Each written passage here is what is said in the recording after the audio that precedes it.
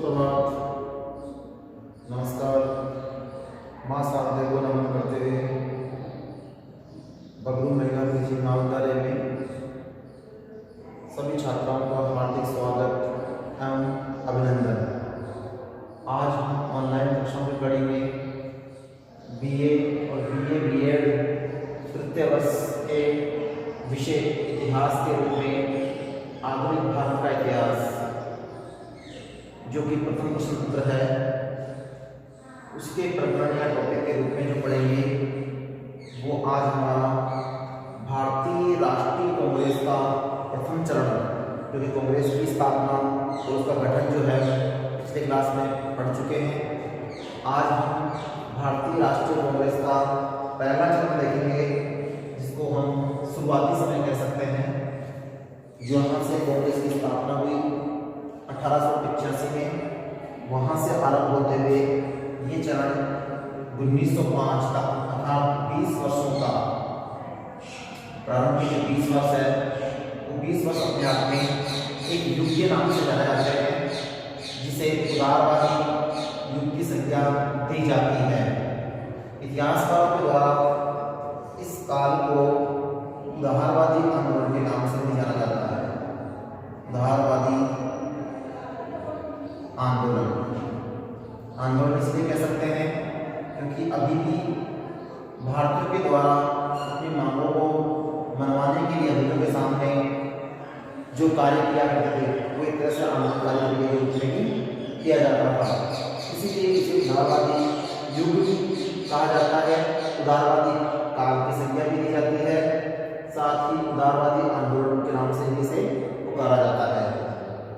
इस उदारवाद के समय में महत्वपूर्ण भूमिका जिन नेताओं की रही, उनमें सबसे शीर्ष पर जो थे वो थे गोपाल कृष्ण गोखले, अर्थात इनका योगदान उदारवाद के रूप में जानना हमारे लिए उतना आवश्यक है जितना उदारवाद को देखना, क्योंकि प्रारंभिक काल जो कांग्रेस का रहा उसमें गोखले की भूमिका अमूल्य रही। उनके द्वारा कांग्रेस को एक नेतृत्व के रूप में, अर्थात एक मंच के रूप में भारतीयों के लिए तैयार करते हुए अपनी मांगों को मनवाने के लिए जो रास्ते और जो तरीके काम में लिए गए, उसमें गोपाल कृष्ण गोखले ने एक व्यवहारिकता और उदारता का परिचय देते हुए अंग्रेजों से अपनी मांगें रखी। इसीलिए इस काल को उदारवाद के नाम से जाना गया। तो हम शुरुआत करते हैं प्रस्तावना के रूप में उदारवाद की, कि उदारवाद जो था वो किस रूप में था और क्या था। तो देखिए, भारतीय राष्ट्रीय कांग्रेस का इतिहास राष्ट्रीय आंदोलन का इतिहास है। बिल्कुल सही बात है।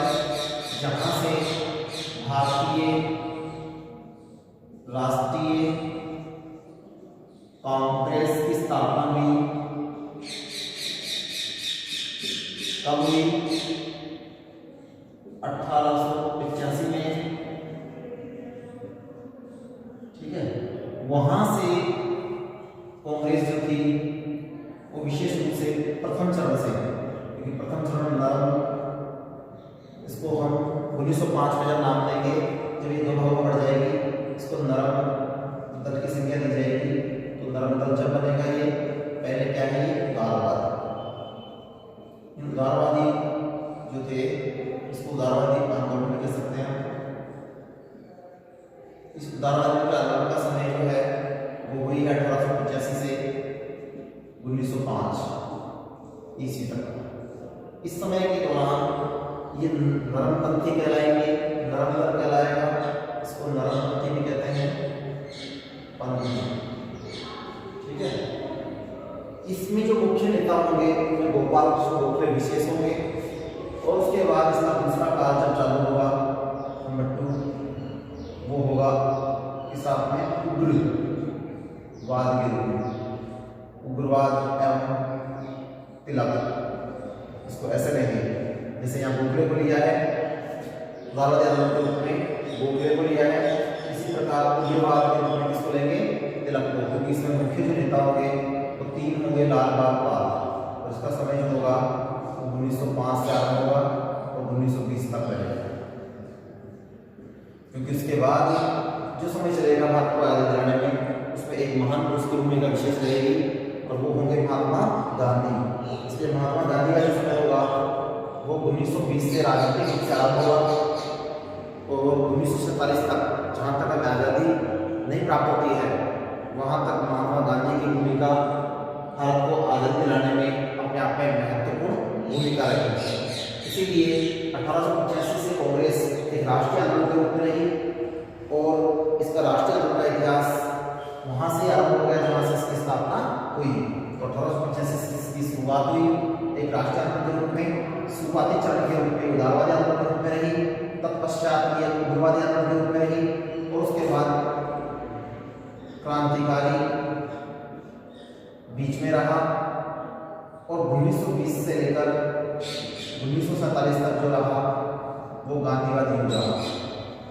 गांधीवादी युग, इसको गांधीवादी युग कह सकते हैं कि गांधी जी के द्वारा जो कार्य किए गए वो अपने आप में महत्वपूर्ण थे, उल्लेखनीय थे, क्योंकि उन्होंने जो अपने 3 आंदोलन चलाए उन आंदोलनों से पूरा भारत उनका अनुयायी बन गया और उन्हीं के नेतृत्व में उन्होंने देश को आज़ादी दिलाने के लिए अंग्रेजों से अपनी मांगे और अपनी स्वतंत्रता को प्राप्त किया।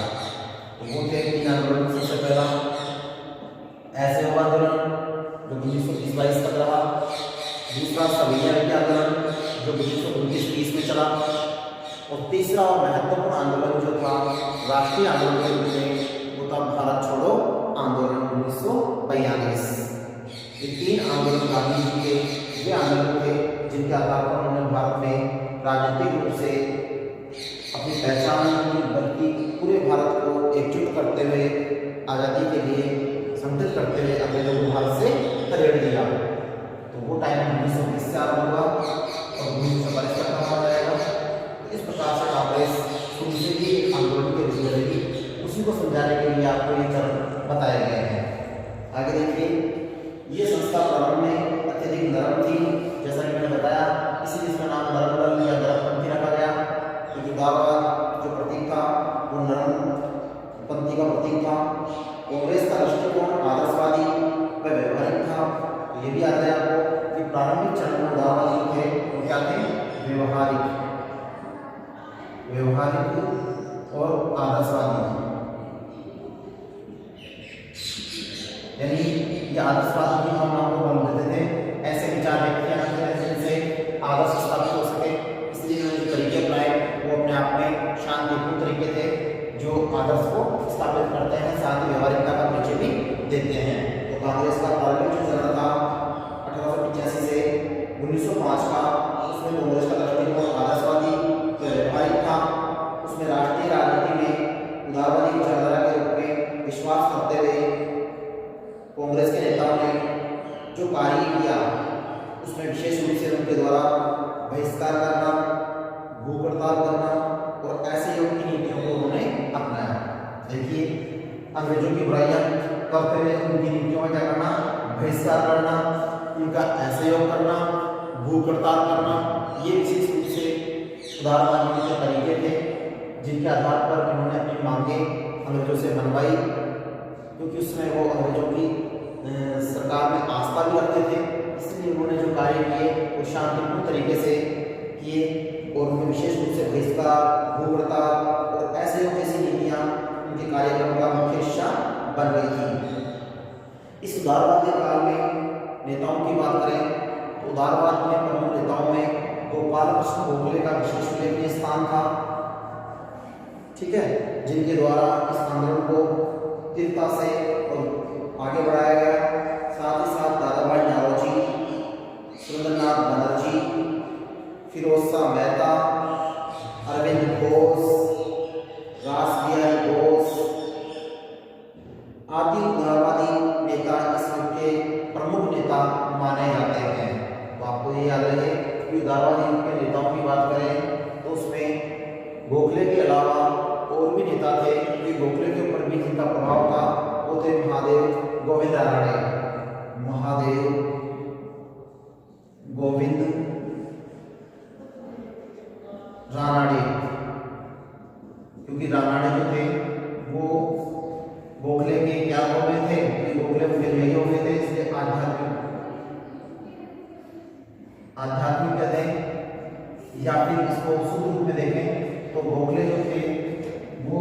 बन चुके थे रानाडे के, और रानाडे जो थे क्या थे, राजनीतिक गुरु, राजनीतिक गुरु। कई बार ये क्वेश्चन बनते हैं तो इसी प्रकार बनते हैं कि गोखले के राजनीतिक गुरु कौन थे, तो महादेव गोविंद रानाडे जो थे वो राजनीतिक गुरु थे। उसी प्रकार फिर आगे अगर पूछा जाए कि गोखले किसके राजनीतिक गुरु थे, गोखले किसके राजनीतिक गुरु थे, तो फिर उसके आ जाएंगे गांधी जी के। गांधी जी जो थे उनके राजनीतिक गुरु कौन थे, गोखले थे। तो इस प्रकार से क्रम बनता है महादेव रानाडे से कि रानाडे के जो गुरु थे, रानाडे जो थे वो गुरु थे किसके, गोखले के, और गोखले जो थे वो गुरु किसके थे, गांधी जी के। तो ये किस रूप में थे, राजनीतिक गुरु के रूप में। तो इन्होंने एक दूसरे को अपनी विशेष पहचान देते हुए उनका प्रभाव डालते हुए उनकी बातों को उन्होंने स्वीकार किया, और इसीलिए वो उसके क्या माने गए, राजनीतिक गुरु के रूप में माने गए। क्योंकि आगे देखिए इसके अलावा और भी कुछ अंग्रेज थे जिनका भी कांग्रेस के प्राथमिक उदारवादी सदस्य जो थे, जिनको हम नरपंथी कहते हैं, उन पर प्रभाव था, जिनमें लॉर्ड होम, जिसे लॉर्ड होम के नाम से भी जानते हैं, लॉर्ड एक्टन होम के नाम से भी जानते हैं, जिसके द्वारा कांग्रेस की स्थापना की गई। लॉर्ड एलन एक्टन होम, पूरा नाम यह है लॉर्ड एलन एक्टन होम, जिसे लॉर्ड ए होम के नाम से जानते हैं शॉर्ट टाइम में, जो उन्होंने कांग्रेस की स्थापना की। उनका भी शुरुआती चरण पर प्रभाव था। उसी के साथ साथ विलियम ब्रेडन का भी प्रभाव था, जॉन ड्यूर का भी प्रभाव था, और स्मिथ, ये विदेशी विचारक थे जिनका प्रभाव कांग्रेस के प्रारंभिक चरण में देखने को मिलता है। इन्हीं उदारवादी नेताओं ने 1885 से लेकर 1905 तक कांग्रेस का मार्गदर्शन किया या पथ प्रदर्शन के रूप में कार्य भी किया। क्योंकि विदेशी थे, उन्होंने कांग्रेस के प्रारंभिक चरण के रूप में अपनी भूमिका को बताया। अब बात करते हैं कि उदारवादी जो थे उनके द्वारा किस प्रकार से अपने आंदोलन को आगे चलाया गया। उसके लिए नंबर 2 पॉइंट पढ़ेंगे। उदारवादियों के द्वारा कुछ उद्देश्य रखे गए और उद्देश्यों को पूरा करने के लिए जो सिद्धांत बनाए गए वो मुख्यतः 6 प्रकार के थे। देखिए उदारवादियों के सिद्धांत देखेंगे जो अपने आप में उद्देश्य की परिलक्षितता को पूरा करते हैं, जो कांग्रेस के प्रारंभिक चरण के महत्वपूर्ण थे। इसीलिए भारतीय राष्ट्रीय आंदोलन में इस काल को उदारवादी युग कहा जाता है, क्योंकि उदारवादियों के जो उद्देश्य थे वो सिद्धांत के रूप में थे, निम्नलिखित। तो पहला बात करते हैं, पहला कौन सा था, 6 में से प्रथम सिद्धांत ब्रिटिश शासन के प्रति भक्ति की भावना, जिसको हम स्वामी भक्ति कहते हैं। यानी कि उदारवादी जो थे अभी भी अंग्रेजों में क्या रखते थे, श्रद्धा की भावना रखते थे, इसलिए भक्ति की भावना के आधार पर वो उन सब की बात को मनवाना चाहते थे। इसलिए पहला उनका सिद्धांत था ब्रिटिश शासन के प्रति भक्ति की भावना या विश्वास। ठीक है। दूसरा था कर्मी सुधारों के ऊपर विश्वास। उदारवादी जो थे इस सिद्धांत पर विश्वास रखते थे या ये उद्देश्य रखते थे कि वे भारत में सुधार तो चाहते थे, लेकिन क्रमबद्ध रूप से 1 2 3 इन क्रम से वो अपना विकास करना चाहते थे। इसीलिए उन्होंने क्रमिक रूप में सुधारों में विश्वास किया। तीसरा, ब्रिटेन से स्थायी संबंधों की स्थापना, ये भी अपने आप का सिद्धांत था उदारवादियों का कि ब्रिटेन से वो क्या रखना चाहते थे, स्थायी संबंध रखना चाहते थे। नंबर 4, अंग्रेजों की न्यायप्रियता में विश्वास। उदारवादियों को अंग्रेजों की न्यायप्रियता में विश्वास था, तो ये सिद्धांत भी अपने आप में उदारवादियों का महत्वपूर्ण सिद्धांत था, वो उनके न्याय से संतुष्ट थे। 5वां, ब्रिटिश साम्राज्य के अंतर्गत सुशासन की मांग। देखिए यहाँ जाते उदारवादियों के द्वारा अपनी स्वतंत्रता की मांग भी रखी गई, जिसे ये कह सकते हैं स्वशासन, स्वयं का शासन। स्व शब्द जो है वो इस चीज का प्रतीक है, स्वयं पर स्वयं का शासन अर्थात स्वशासन। स्वशासन की जो मांग है वो यहाँ पर भी रखी गई थी। इस स्वशासन के लिए ब्रिटिश साम्राज्य के अंतर्गत ही अंग्रेज क्या की जाए, भारत को स्वशासन प्रदान करें, ये उदारवादियों की मांग थी। तथा 5 नंबर पर और 6 नंबर पर वैधानिक उपायों में विश्वास। वैधानिक यानी जो कानूनी रूप से उचित है, सही है, वो वैधानिक तरीके ही वो अपनाना चाहते थे। किसी प्रकार का अनुचित तरीका वो काम में लेना नहीं चाहते थे। तो इस प्रकार से ये 6 सिद्धांत है स्वशासन की मांग करने के लिए तथा देश को आजादी दिलाने के लिए उदारवादियों के द्वारा, नरमपंथियों के द्वारा ब्रिटिश शासन की सत्ता में विश्वास रखते हुए कार्य करते हुए क्रमबद्ध रूप से सुधार करते हुए, ब्रिटेन से संबंध बनाते हुए, न्यायप्रियता को मानते हुए और स्वशासन को अपनाने के लिए उदारवादी तरीकों को काम में लेना। तो ये 6 प्रकार के उनके उद्देश्यों के आधार पर सिद्धांत थे इनके उदारवादियों के। नंबर तीसरा जो पॉइंट हमारा वो है उदारवादियों की प्रमुख मांगे। अब पढ़ेंगे कि वो मांगे कौन सी थी जो वो अंग्रेजों से मांगना चाहते थे। ये भी 6 प्रकार की है कि अंग्रेजों से वो कौन सी मांगे रखना चाहते थे। पॉइंट से बात करते हैं। कांग्रेस ने अपने प्रारंभिक वर्षों में यानी 20 वर्षों में, क्योंकि ये पहले 20 वर्ष जो है उदारवाद के नाम है, उग्रवाद उसके बाद का काल है लिख भी दिया है। 1905 से लेकर 1920 का काल जो है वो उग्रवाद का है। तत्पश्चात गांधीवादी युग है जो शांतिमय काल है, जिसमें 3 आंदोलनों के माध्यम से गांधी जी भारत से स्वतंत्रता दिलाएंगे। बीच बीच में क्रांतिकारी आंदोलन चलेगा जो ज़्यादा लंबे समय तक नहीं चल पाएगा, लेकिन उसका प्रभाव भी भारतीय राजनीति में और देश को आगे लड़ने में महत्वपूर्ण रहा। तो कांग्रेस ने अपने प्रारंभिक 20 वर्षों में ब्रिटिश सरकार का ध्यान उन विषयों की ओर आकर्षित किया जिनमें प्रशासनिक सुधार को ध्यान में रखते हुए न्यून मांगे रखी जा सके। तो देखिए उदारवादियों के द्वारा कांग्रेस की मांगे रखी, प्रशासनिक सुधार को रखा रखा। प्रशासनिक ये तो जरूरी था ही था कि प्रशासनिक सुधार हो भारत में। इसमें स्थिति जो थी वो बिल्कुल विकसित थी भारत के। अंग्रेजों के द्वारा पूरी सत्ता अपने हाथ में लेने के बाद भारत का पूरी तरह से शोषण किया गया, चाहे वो आर्थिक हो चाहे वो राजनीतिक हो। और देखा जाए तो सामाजिक रूप से भी पाश्चात्य शिक्षा और संस्कृति ने भारत को पूरी तरह से धोखा दिया था। इसलिए भारत पूरी तरह से अंग्रेजों की मुट्ठी में आ चुका था। इसीलिए भारतीयों ने जो मांगे रखी वो प्रशासनिक सुधार तथा नीति और नियमों में सुधार करने की रखी। तो वहाँ से जो रखी मांग, उसमें पहली मांग है भारत सचिव की काउंसिल को क्या किया जाए, समाप्त किया जाए। क्योंकि भारत में एक सचिव हुआ करता था जो ब्रिटेन से नियुक्त किया जाता था, उसको क्या किया जाए, उस पद को हटा दिया जाए, समाप्त कर दिया जाए। तो भारत सचिव की काउंसिल को समाप्त कर दिया जाए और साथ ही साथ भारत से धन निष्कासन का कार्य किया जा रहा है उस पर रोक लगाई जाए। क्योंकि भारत से धन निष्कासन बहुत अधिक संख्या में हो रहा था, क्योंकि अंग्रेज अधिकारियों के द्वारा भारत के बारे में कहा भी गया है कि भारत एक अथाह खड्डे के समान है जिसमें धन चारों ओर से आता है, लेकिन निकलने के लिए कोई एक भी रास्ता नहीं है। लेकिन बाद में अंग्रेजों के द्वारा यहाँ से जब आर्थिक शोषण किया गया तब यहाँ से सारा धन अपने देश ले जाया गया, जिससे भारत के कमजोर अर्थव्यवस्था बिल्कुल बिखर गई। ये अपने आप में महत्वपूर्ण था कि धन निष्कासन जो है वो क्या हो, यहाँ से बिल्कुल कम हो, उसे रोका जाए। ये दादाभाई नौरोजी थे, उन्होंने भी धन निष्कासन के सिद्धांत के आधार पर अंग्रेजों की आलोचना की और उन्होंने अंग्रेजों के इस फैक्टर को बताया जिसके आधार पर भारत से कितना धन किस समय यहाँ से गया। दूसरी जो मांग है वो है केंद्रीय तथा प्रांतीय काउंसिल का विस्तार कर भारतीय सदस्यों की संख्या में बढ़ोतरी करना। जो केंद्रीय और प्रांतीय काउंसिल बनी हुई है उस काउंसिल में किसको लेना, भारतीय सदस्यों की संख्या को बढ़ाना। ये भी एक मांग थी। तीसरी और तीसरा नंबर में जो मांग है वो है उच्च सार्वजनिक पदों पर भारतीयों को अंग्रेजों के समान अवसर दिए जाए और उन्हें प्रशासनिक सेवा में नियुक्त किया जाए। ये भी एक प्रशासनिक सुधार के लिए कहा गया कि अंग्रेजों के समान भारतीयों को उच्च पदों पर नियुक्त किया जाए। किया जाए उच्च पदों पर नियुक्त किया जाए। उच्च पदों पर अब तक भारतीयों को नियुक्त किया गया था, उन्हें खाली लिपिक या कर्मचारी या बाबू तक ही सीमित रखा गया।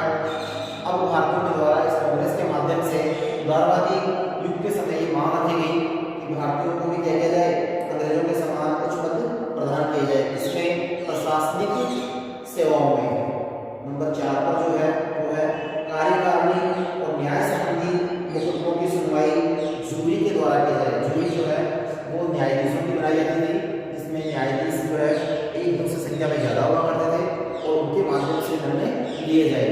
अर्थात भारतीय न्यायालय के जो मामले थे वो अंग्रेजी न्यायालय के द्वारा सुने जाते थे। इसीलिए कार्यकारिणी और न्याय संबंधी मुकदमे जो है वो जूरी के माध्यम से सुनवाए या पूरी की जाए। ये चौथे नंबर पे था। 5वां था अंग्रेजी साम्राज्य की सुरक्षा का खर्चा भारतीयों पर न डालकर अंग्रेज स्वयं वहन करें। क्योंकि अंग्रेजों ने क्या किया था, यहाँ पर जो रहना खाना उसके साथ अन्य सेनाओं का खर्च भी भारतीयों पर लाद रखा था, जो अपने आप में अनुचित था, जिससे भारत का अधिकांश धन जो है अंग्रेजों पर खर्च हो रहा था। उसी का विरोध करते हुए उदारवादियों ने ये मांग रखी कि अंग्रेजी साम्राज्य की सुरक्षा का जो दायित्व है सेना का रखरखाव और उनका खान पान भारतीयों पर रहे।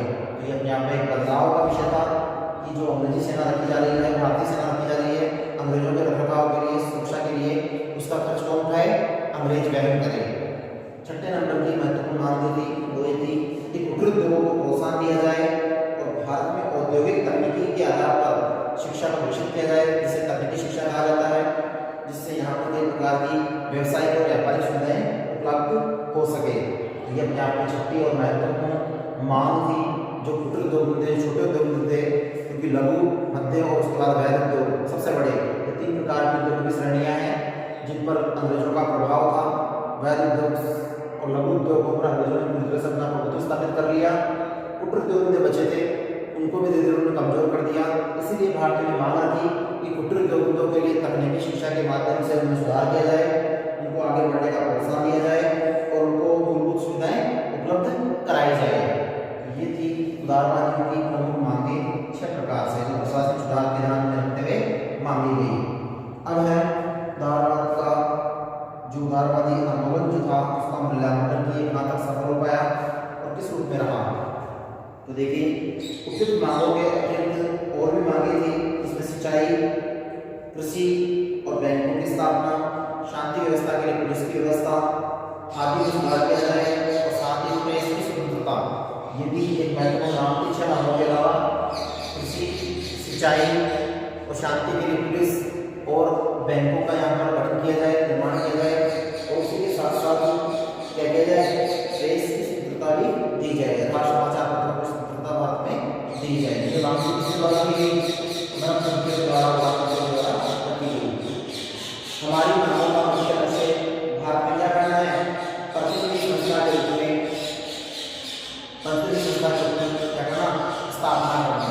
ये अपने आप में कांग्रेस का प्रारंभिक लक्ष्य रहा कि भारत में प्रतिनिधि के रूप में कार्य करना और इस कांग्रेस मंच के माध्यम से अंग्रेजों से अपनी बातों को मनवाना। ये तो प्रारंभिक चरण। अब पढ़ते हैं इसका मूल्यांकन कि उदारवादी जो आंदोलन चला या उदारवादी जो युग था 20 वर्षों का, ये किस रूप में रहा। तो देखिए इस काल में कांग्रेस ने लोगों में राष्ट्रीय जागृति की भावना को उत्पन्न करने में महत्वपूर्ण भूमिका निभाई तथा भारतीय लोगों में इस चरण के दौरान राष्ट्रीय जागृति का उदय हुआ उदारवादी समय के दौरान। और इसीलिए भारतीयों के द्वारा इस काल को उदारवादी युग कहा गया। प्रशासनिक कार्यों में सुधार करने के लिए अंग्रेजों को भारतीयों के द्वारा विशेष मांगे रखते हुए प्रशासन की तथा ब्रिटिश प्रशासन की जड़ों को हिलाने के लिए महत्वपूर्ण कार्य किया गया, जिसमें नौकरशाही के द्वारा सुधार कार्य करते हुए भारतीयों ने अनेक राजनीतिक अधिकार दिलाने की मांग की। उदारवाद की ये महान अनुभूति रही जिसमें कांग्रेसी नेताओं के द्वारा अंग्रेजों में विश्वास रखते हुए अपनी मांगों की याचिकाओं, प्रार्थना पत्रों और स्मरण पत्रों के द्वारा सरकार के समक्ष प्रस्तुत किया गया। ये भी ध्यान रखें कि मूल्यांकन में ये चीज भी देखने को मिलती है कि उदारवादियों के द्वारा अपनी जो मांगे रखी गई वो किस तरीके से रखी गई, याचिकाओं के माध्यम से, प्रार्थना पत्रों के माध्यम से और साथ ही साथ स्मरण पत्रों के माध्यम से सरकार के समक्ष अपनी मांगों को रखा। किंतु इस युग के अंतिम समय में आते आते एक नए युग का शुरुआत हुआ जिसे उदारवाद के विपरीत उग्रवाद की संज्ञा दी गई, जिसमें 3 व्यक्तियों की विशेष महत्वपूर्ण भूमिका करी और वो काल उग्रवादी काल कहलाया, जिसमें लाल बाल और पाल, जिनमें से बाल जो थे ये थे जिन्हें बाल गणतंत्र कहा जाता है, उनका विशेष योगदान रहा। लाल का मतलब लाला लाजपत राय और पाल का मतलब विपिन चंद्र पाल। इस प्रकार से 3 व्यक्तियों ने 1905 से 1907 में, वैसे भी कांग्रेस 2 भागों में बढ़ गई। शुल्क अधिवेशन के दौरान इसका विभाजन हो गया और ये नरमपंथी और परमपंथी के रूप में, उदारवाद और उग्रवाद के रूप में 2 भागों में बढ़ गई, जिसका बाद में 1912 में विलय कर दिया गया, लेकिन उस समय के लिए 2 भागों में बढ़ी रही। तो अब पढ़ते हैं हम उग्रवादी आंदोलन को बाद में देखेंगे। उदारवाद के प्रमुख नेता के रूप में गोखले का योगदान, गोखले को देखेंगे कि गोखले इस प्रकार से उदारवाद के काल में अपनी महत्वपूर्ण भूमिका का निर्वहन किया। तो 5वां पॉइंट है गोपाल कृष्ण गोखले का योगदान, और उसका योगदान जो पढ़ेंगे वो शुरुआत करेंगे जीवन परिचय के रूप में। जीवन परिचय पढ़ेंगे तो उसमें जन्म पढ़ेंगे। तब 9 मई 1867 ईस्वी को कहाँ हुआ? महाराष्ट्र में हुआ था, रत्नागिरी में। और मृत्यु जो है 19 फरवरी 1915 ईस्वी को हुई। तो जन्म और मृत्यु का समय जो है 1866 से 1915 का समय है। और उसके बाद इनकी मृत्यु से पहले इनके द्वारा जो किया गया कार्य वो अपने आप में महत्वपूर्ण है, जिसको हम किस नाम से जानते हैं? गोखले का अंतिम राजनीतिक वसीयतनामा। जितनी बार पूछा भी जाता है गोखले का राजनीतिक वसीयतनामा क्या है, तो राजनीतिक वसीयतनामा को हम पढ़ेंगे। सबसे पहले इनका जीवन परिचय देखते हैं कि गोखले क्या थे, कहाँ इनका जन्म हुआ। सुनिए ध्यान से। गोखले का जन्म 9 मई 1866 को महाराष्ट्र के रत्नागिरी जिले में कुतलुक ग्राम में ब्राह्मण परिवार में हुआ। कुतलुक ग्राम में कहाँ हुआ? ब्राह्मण परिवार में हुआ। जब इनकी आयु 13 वर्ष की थी तभी इनके पिता का देहांत हो गया। गोखले ने अपनी शिक्षा को प्राप्त करने के लिए कठिन संघर्ष किया। लगन और अथक परिश्रम के बाद 18 वर्ष की आयु में इन्होंने 1884 में बम्बई में एलिफिंस्टन कॉलेज में स्नातक की उपाधि प्राप्त की। एलिफिंस्टन कॉलेज जो बम्बई का था वहाँ पर उन्होंने स्नातक की उपाधि प्राप्त की। और पुणे के एक अंग्रेजी स्कूल में अध्यापक के रूप में ये सेवा में चले गए। आगे चलकर उन्होंने प्रसिद्ध फर्ग्यूसन महाविद्यालय में 1902 तक आचार्य के पद पर कार्य किया और इतिहास और अर्थशास्त्र के क्या रहे? प्राध्यापक रहे। गोखले का जो विषय था इतिहास और अर्थशास्त्र जो थे विशेष प्रिय विषय थे, जिनके आधार पर प्राध्यापक का कार्य किया उन्होंने। और गणित में भी इनकी विशेष योग्यता थी तथा रुचि थी। साथ ही अंग्रेजी भाषा के प्रति भी इनका विशेष लगाव था, जिनकी विशेष रूप से रुचियाँ थी। इन्होंने अपने भाषण कला और विचार व्यक्त करने की कला के आधार पर अपने व्यक्ति को उदारवादी बनाया और उसी के फलस्वरूप ये एक महान चिंतक और उदारवादी नेता के रूप में ख्याति प्राप्त हुए, क्योंकि इनके विचार जो थे वो उदारवादी थे। उसी के फलस्वरूप ये एक उदारवादी चिंतक के रूप में व्यक्त किए इन्होंने विचार और ख्याति प्राप्त की। इन्होंने अपना जीवन एक शिक्षक से आरंभ करते हुए आर्थिक वैभव और धन को छोड़कर इन्होंने जीवन के सुखों को त्याग कर समाज की सेवा में अपना संपूर्ण जीवन लगा दिया। अर्थात गोखले को देखा जाए तो उन्होंने आर्थिक चमक से दूर रहकर उन्होंने सामाजिकता को अपनाते हुए समाज के कल्याण के लिए कार्य किया और समाज सेवा में अपने जीवन को समर्पित कर दिया और जीवन का लक्ष्य समाज सेवा को बना दिया। ये था इनका जीवन परिचय। अब पढ़ते हैं महादेव गोविंद रानडे का प्रभाव, क्योंकि महादेव गोविंद रानडे जो थे उनका राजनीतिक रूप से और आध्यात्मिक रूप से काफी प्रभाव था। इसलिए गोपाल कृष्ण गोखले पर उनके राजनीतिक प्रभाव के कारण उन्होंने उनको क्या बनाया? अपना राजनीतिक गुरु बनाया। इसको महादेव गोविंद रानडे को, ठीक है। और उन्होंने उनके मार्गदर्शन में अपना सार्वजनिक जीवन जो है वो बिताया और वे अपना जीवन राजनीतिक रूप से शुरू करते हुए महादेव गोविंद रानडे के मार्ग और पथ प्रदर्शन चलते हुए उन्होंने सार्वजनिक हित जन कल्याण के लिए जो कार्य किए उनमें बहुत से कार्य हैं। विशेष रूप से उन्होंने एक संस्था की सभा की स्थापना की जो 1905 में की, सर्वेंट सोसाइटी की स्थापना की। इसके साथ साथ उन्होंने और भी ऐसे कार्य किए जो जन कल्याण के रूप में माने जाते हैं। रानडे ने सभी हितों की मांग करने के लिए गोखले को बुद्धिमत्ता और कर्तव्यपरायणता के साथ कार्य करने पर बल दिया। इसीलिए महाराष्ट्र में उन्होंने उग्र विचारों के रूप में तिलक का उदय हुआ। जिस समय इधर गोखले जो है अपने विचारों को उदारवादी रूप में प्रसारित कर रहे थे, उसी समय गोखले का उदय हुआ, तिलक का उदय हुआ और तिलक ने कौन से विचार व्यक्त किए? उग्रवादी विचारों को व्यक्त किया। इस प्रकार कांग्रेस जो थी उसमें 1896 में आते आते एक गुट जो था रानडे और गोखले के रूप में हो गया और दूसरा गुट जो है तिलक और उसके सहयोगी के रूप में हो गया। 31 वर्ष की आयु में गोखले ने दक्कन सभा की स्थापना की। 31 वर्ष की आयु में क्या? दक्कन सभा की स्थापना की।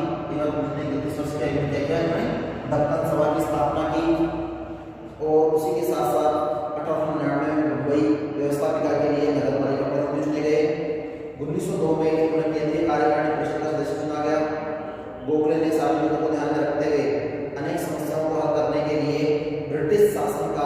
भी मार्गदर्शन किया। अर्थात इन्होंने अंग्रेजों को भी कई बातों में सलाह दी, इसीलिए इनको ब्रिटिश सलाहकार के रूप में भी जाना जाता है।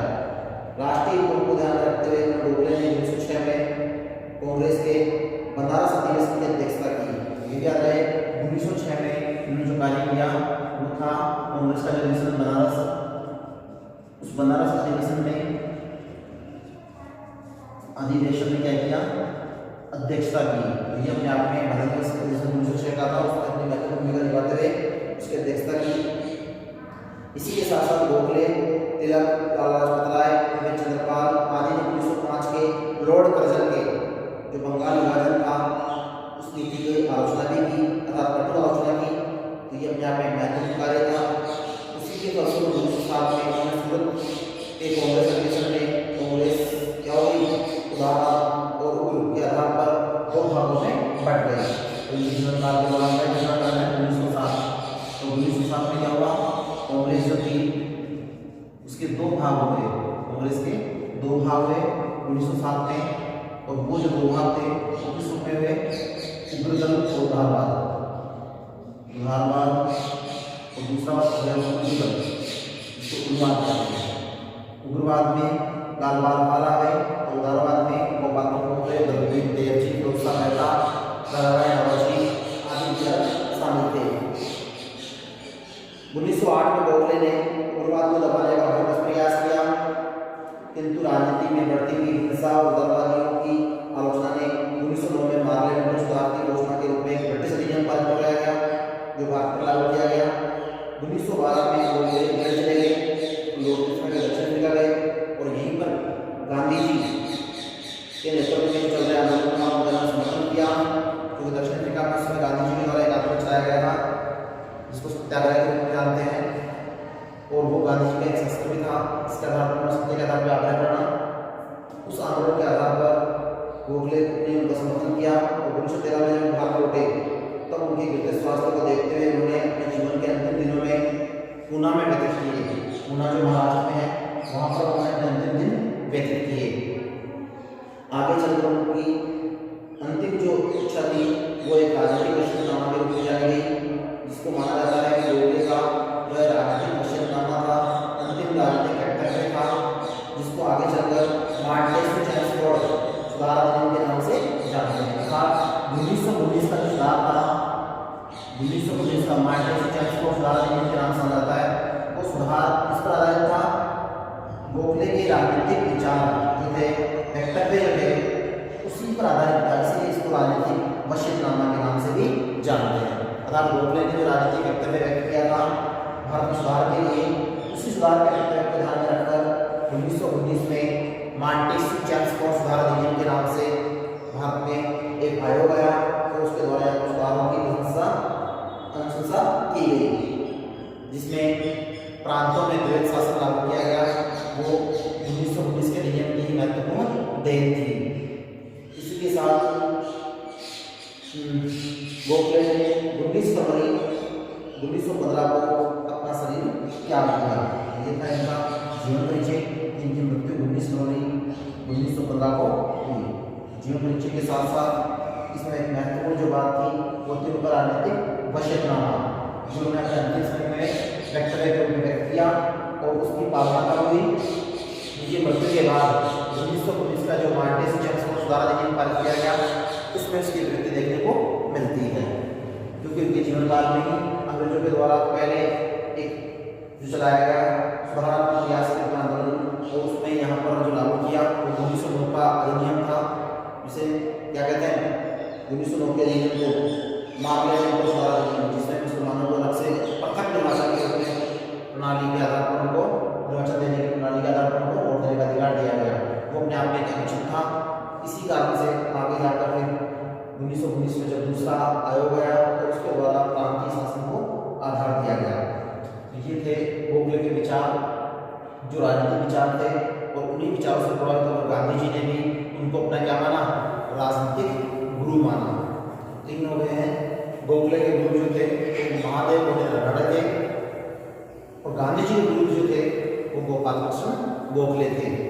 तो तीन व्यक्ति आपस में जुड़े हुए हैं, महादेव रानड़े, गोपाल कृष्ण गोखले और महात्मा गांधी। आज इसमें काफी है। नेक्स्ट अगली क्लास में पढ़ेंगे कांग्रेस का अगला चरण, जिसको हम दूसरा चरण कहते हैं, ये प्रथम चरण था। देन इसके बाद पढ़ेंगे 1905 के बाद से जहाँ से कांग्रेस बंगाल विभाजन होगा तो उसका विरोध करेंगे सभी नेता। तत्पश्चात कांग्रेस दो भाग में बटेगी। उसके बाद से लेकर 1920 तक और उसी के साथ पढ़ेंगे हम तिलक को। तिलक ने इसमें महत्वपूर्ण भूमिका किस रूप में निभाई। ये नेक्स्ट क्लास में होगा। आज क्लास में इतना ही। धन्यवाद।